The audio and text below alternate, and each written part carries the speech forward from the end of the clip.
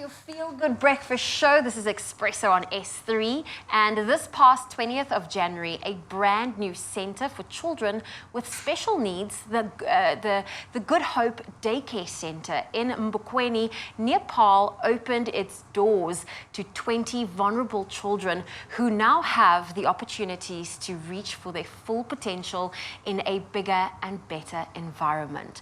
But it all started out as a centre manager, Xoliswa Mjezu's home 7 years ago, and she's joining us this morning on the couch alongside the CEO of its social investment managing partner, Valcare, Swartz, joining us to share more about this truly, beautiful partnership and, of course, the story behind setting it all up and how it started. Good morning and welcome. Good morning, sir. How are we doing this morning? Doing well.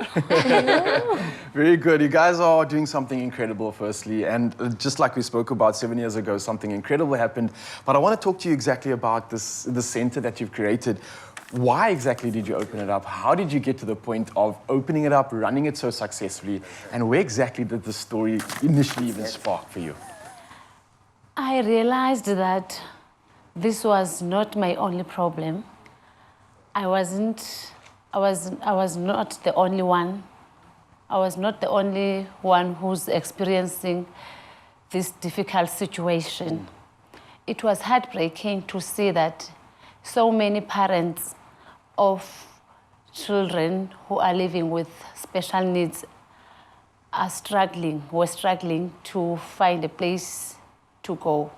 So I decided to help. I had to help. It was my calling. Okay. And your daughter, she has autism. Is that when you realized, there's no centers or facilities available to help you in your area?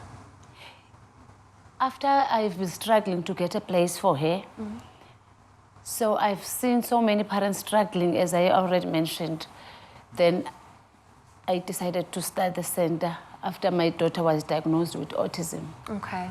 And Ivan, I want to know from you, this is a beautiful partnership. How did you hear about Xoliswa's story, about her efforts and the center that she created that started in her home? Yes, so Valcare's got around 250 non-profit partners, but not everyone is as, I'm allowed to say, as special. But I realized that when I walked and did a site visit, when I met Xoliswa the first day, it was extremely moving. I remember walking out of the house, crying so much that it was a bit uncomfortable.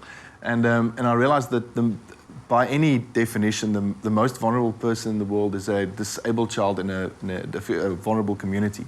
And and if you visit the school, hopefully soon, you will be able to just realize how incredible this woman is. So, she's inspired us for a number of years now, so it was really not a difficult decision to make. Not a difficult decision, but it's a hard one to execute, right? Because you've started a school, you've started something that's serving an incredible purpose, but you need funding for that, you need support for that, you need to set that up. Ivan, maybe I can ask you, how did you get through that mammoth task of fundraising, essentially, to get this facility in the center to where it is today and to execute on that? I mean, it's a mammoth task, like you said, and it's not always such an easy thing to do, but yet, here we are. Here we are. So, the word collaboration gets thrown around quite a bit, but we had 8 different funders on various amounts. We had 12 local service providers being part, 21 local people being employed. So the only way to do something like this is by working together. There's literally no other way. And we've been very privileged to be able to manage funds for big corporates and families and so on. And it's just an amazing privilege to be able to make sure that it gets stewarded well. It's incredible. It's like this communal effort for a really great cause. I think if life was like this, how beautiful a place would it be?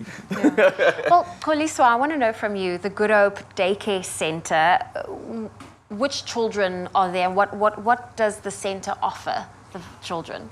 We offer service to different disabilities. We cater for different disabilities.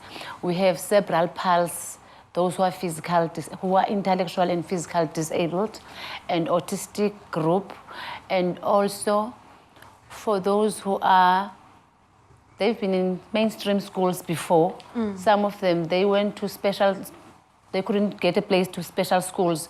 So we cater for them and we prepare them to be able to help themselves when they leave the center at the end of the day. Okay. Incredible stuff. Now, the centre itself is doing exceptionally well. I'm hearing from South Africa and the greater South Africa that it's been received with absolute positivity. For you both, must be a good feeling, right? But the work doesn't stop. It seems like this is something that is a lifetime passion for you. How would you like to grow this? Could we potentially see some more centres maybe opening up? Could we expand on the centres and their offering? Where would you like to see this in the future? You know, my long-term goal for this initiative is to expand it to become a residential facility. Nice. Because the most sad part of the story, it's when we are no longer there as parents of disabled children. The people who left, they are not capable enough to take care of these special children. So it's much better when there is a safety home for them, where they stay there. Oh, I love that. Amazing. Absolutely love it. Well, Xoliswa, it was lovely having you here and to see your passion and to see what you're doing for the greater community. Ivan, it's wonderful to see how you guys are supporting this and making sure that more kids can get the help that they need. And you can follow the Good Hope Daycare Centre on Facebook. And what outstanding results from the work from the community. It has really been incredible to see. Now, as Xoliswa has said, they can only go forward from here. Now, keep updated with the happenings of the Good Hope Daycare Centre and you can follow them on Facebook.